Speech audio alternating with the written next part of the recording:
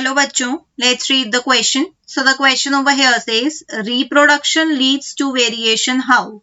तो यहाँ क्वेश्चन में बोला गया है कि रिप्रोडक्शन की वजह से वेरिएशन कॉज होता है किस तरीके से. तो इस क्वेश्चन का की कंसेप्ट क्या हो जाएगा? इस क्वेश्चन का की कंसेप्ट हो जाएगा यहाँ पे वेरिएशंस. अब अगर मैं बात करूं वेरिएशंस की, तो वेरिएशंस मतलब क्या होता है? वेरिएशंस मतलब होता है change. In simple language change किस में? Change in genetic material. Change in genetic material. Small changes, in fact, small changes in genetic material. और genetic material क्या है? DNA. ठीक है, तो DNA में changes क्यों आते हैं? Due to reproduction. क्योंकि देखो जो सेक्सुअल रिप्रोडक्शन होता है, सेक्सुअल रिप्रोडक्शन में क्या होता है? एक मेल गेमीट होता है, एक फीमेल गेमीट होता है, और दोनों के फ्यूजन से जाइगोट बनता है.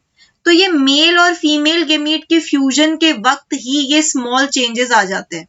ठीक है, small changes occur during formation. ठीक है, ऐसा नहीं है कि सिर्फ फ्यूजन के वक्त स्मॉल चेंजेस आते हैं, गेमीट्स बनते टाइम भी चेंजेस आ जाते हैं. So small changes occur during formation of gametes male and female. ठीक है, as well as during their fusion. और इसी से हम क्या कह सकते हैं? इसी से हम कहते हैं कि सेक्सुअल रिप्रोडक्शन की वजह से क्या आते हैं? वेरिएशंस अकर होते हैं. Okay, so that's it for the question. Hope you understood it well. Best of luck.